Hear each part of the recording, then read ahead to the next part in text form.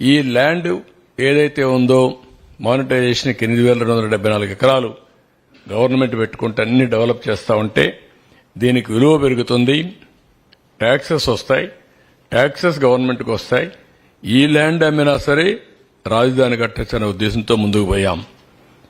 ఇదే మరి ఇంకొక పక్కన wealth generation due to economic activity, increase in tax collection due to construction service sector, ఇంకొక పక్క ట్యాక్స్ బేస్ విపరీతంగా పెరుగుతుంది.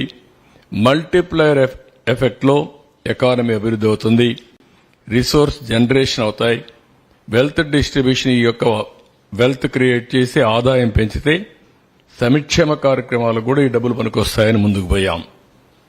నెక్స్ట్ దీనిపైన మీరు ఒకసారి చూసినప్పుడు government of India capital gains exemption ఇచ్చారు రైతుల కోసం. ఇంకొక పక్కన 2,500 కోట్ల రూపాయల రాజధానికి ఇవ్వడానికి ముందుకు వచ్చారు, అప్రూవల్ ఇచ్చారు. 1,500 కోట్ల రూపాయలు డబ్బులు కూడా రిలీజ్ చేశారు. ప్రైమ్ మినిస్టర్ వచ్చి ఫౌండేషన్ వేశాడు. జగన్మోహన్ రెడ్డి రాజధాని నడిమధ్యనే ఉండాలి అని గట్టిగా చెప్పాడు. 30,000 ఎకరాలు ఉండాలని చెప్పాడు. అసెంబ్లీలో స్పీచ్ ఇచ్చాడు. ఆ రోజు నేను అన్ని కూడా చెప్పాను ఏమేం చేస్తామని, అన్నిటికీ ఒప్పుకున్నాడు. ఇక్కడ ఇల్లు కట్టాడు. ఇల్లు కట్టినప్పుడు కూడా నాకు ఇల్లు లేదు ఆయనకి ఇల్లు ఉందని చెప్పి గొప్పలు చెప్పుకున్నాడు, ఓట్లు వేయించుకున్నాడు. తర్వాత ఏం చేశారో మీరే చూస్తారంటే ఇది క్లియర్గా ఇక్కడే ఉండాలి, రాష్ట్రం మధ్యలో ఉండాలి, ఎలాంటి విభేదాలు ఉండకూడదు, అందరం కలిసి చేయాలని చెప్పిన పెద్ద మనిషి ఏం చేశాడో మీరే చూశారు.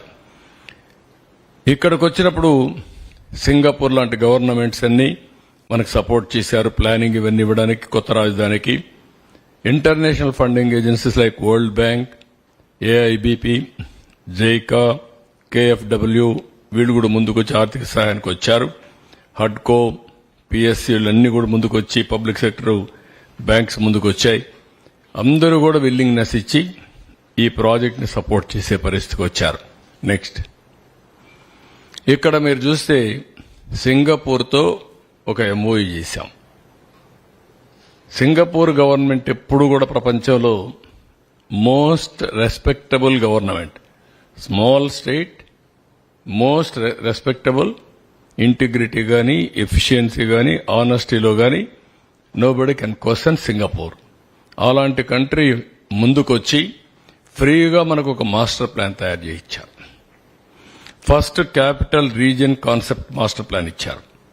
మొత్తం ఏరియా అంతా కూడా గుడివాడ లేకపోతే ఇక్కడ ఈ పక్క చిలకలూరుపేట ఇవన్నీ కలిపి ఒక క్యాపిటల్ రీజియన్కి ఇచ్చారు. ఆ తర్వాత క్యాపిటల్ సిటీ మాస్టర్ ప్లాన్ ఇచ్చారు. ఆ తర్వాత seed capital area detailed master plan కూడా డీటెయిల్స్ ఇచ్చారు. ఈ డీటెయిల్డ్ మాస్టర్ ప్లాన్లో 9 సిటీస్ వచ్చాయి. Sports city, medical city, government city, judicial city, అదే మరి ఫైనాన్షియల్ సిటీ, నాలెడ్జ్ సిటీ, ఇదే మరి ఇక్కడ ఎలక్ట్రానిక్ సిటీ, అదే మరిగా టూరిజం సిటీ, హెల్త్ సిటీ, ఈ విధంగా 9 సిటీస్ మనం దీంట్లో ఏర్పాటు చేసుకోవడం జరిగింది. నెక్స్ట్ ఇక్కడ మీరు చూస్తే future, silent futures, smart city of India, new cities కావాలని అందరం మాట్లాడుతున్నాం. World class standards, economic power house, hitech, knowledge based industry jobs, globally competitive, reflect rich heritage possessed by the region, showcase unique identity, sustainability, efficient management of resources, recycling గాని everything ఏ విధంగా చేయాలనో ఇవన్నీ ఆలోచించి అన్ని integrate చేశాం. ఈరోజు ప్రపంచంలో అన్ని సిటీల కంటే బెస్ట్ సిటీగా ఉండాలి, బెస్ట్ లివబుల్ సిటీగా ఉండాలి, నాలెడ్జ్ ఎకానమీకి చిరునామాగా ఉండాలి అనే ఉద్దేశంతో ఇవన్నీ చేశాం. నెక్స్ట్ ఇక్కడ మీరు చూస్తే ఇది అసెంబ్లీ, అన్నది బెస్ట్ అసెంబ్లీ ఇండియాలో ఉండాలని చెప్పి ప్లాన్ చేశాం. ఇది హైకోర్టు, పక్కన కట్టింది డిస్ట్రిక్ట్ కోర్టు. అది ఇమీడియట్ గా రావాలని డిస్ట్రిక్ట్ కోర్టు కట్టాం. హైకోర్టు ఇది. ఇక్కడ వచ్చే కొందికి 5 టవర్స్, అడ్మినిస్ట్రేటివ్ బ్లాక్స్, మొత్తం హెడ్ ఆఫ్ ది డిపార్ట్మెంట్స్ అన్ని కూడా ఒక చోట ఉండాలని, ఎఫిషియన్సీ పెరగాలని ఒక న్యూ కాన్సెప్ట్ తీసుకొచ్చాం. ఈరోజు ఢిల్లీలో ఏదైతే అన్ని డిపార్ట్మెంట్స్ సెంట్రల్ విస్తాకు తీసుకొచ్చారో ఆ కాన్సెప్ట్లు తీసుకొచ్చి ఇవన్నీ కూడా ఇక్కడే పెడదాం అని చెప్పి తీసుకొచ్చాం. ఇది కానీ వచ్చుంటే దానికి Norman and foster consortium UK based master architect గా పెట్టి మొత్తం తయారు చేశాం. గ్రీనరీకి ఎక్కువ ప్రాధాన్యత ఇచ్చాం, వాటర్ ఫ్రంట్కి ఎక్కువ ప్రాధాన్యత ఇచ్చాం. అది అన్ని రోడ్లలో కూడా మీరు ఒకసారి చూస్తే ఒక్కొక్క రోడ్డుకు ఒక్కొక్క కలర్ ఫ్లవర్స్ పెట్టాం. అంటే ఇవన్నీ ఫ్లైఓవర్స్ మీకు డిఫరెంట్ ఫ్లైఓవర్స్, మామూలు ఫ్లైఓవర్స్ కాకుండా దేశంలో ఏ రాష్ట్రంలో ఏ సిటీకి లేకుండా ఫ్లైఓవర్స్ మనకు కృష్ణా నది మనకు ఒక్కరికే అడ్వాంటేజ్. ఏ సిటీ కూడా ఇన్ని కిలోమీటర్లు రివర్ ఫ్రంట్ ఎక్కడా లేదు. ఫ్రెష్ వాటర్, ఒక పక్క గోదావరి వాటర్ నిన్నే పట్టిసీమ ఆపరేట్ చేశాం, ఈరోజు ఆపరేట్ చేశాం, అది ఎప్పుడూ వస్తూ ఉంటుంది. ఇంకో పక్క కృష్ణా వాటర్ వస్తుంది. రెండు నదుల అనుసంధానం, నీటి ఎద్దడి లేదు, ఫ్రెష్ వాటర్ ఉంటుంది. ఫ్రెష్ వాటర్ ఉన్నప్పుడు హెల్త్ కూడా ఇంప్రూవ్ అవుతుంది. ఇలాంటి కాన్సెప్ట్స్ అన్ని పెట్టి మనం ముందుకు పోయాం. నెక్స్ట్ ఇక్కడ చూస్తే వర్కులు,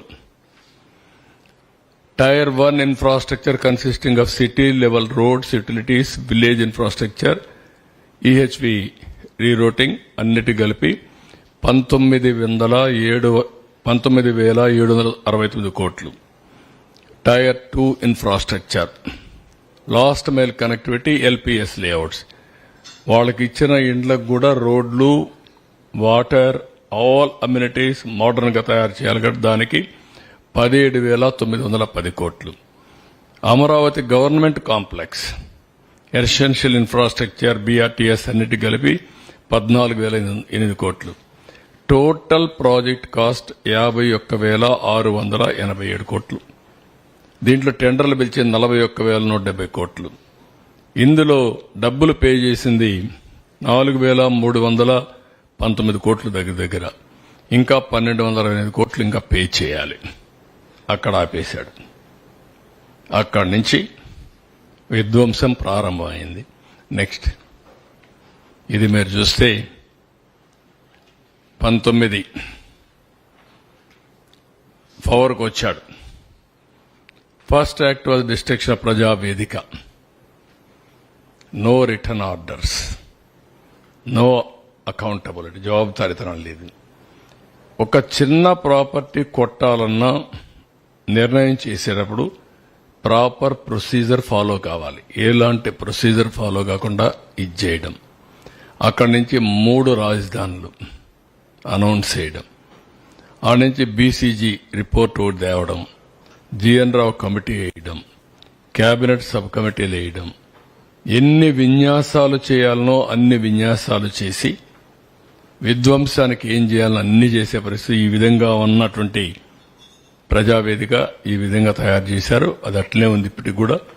దాన్ని కూడా మిమ్మల్ని కూడా అడిగాం. చాలా మంది అంటున్నారు శాశ్వతంగా అట్లనే ఉండాలి, అక్కడి నుంచే స్ఫూర్తి రావాలి, ప్రజల్లో కూడా కసి పెరగాలి. అది చూసినప్పుడంతా కసి పెరిగి మేమందరం కలిసి రాష్ట్రాన్ని అభివృద్ధి చేయాలనే కక్షతో పనిచేసే పరిస్థితి రావాలని చెప్పి కోరుతున్నారు.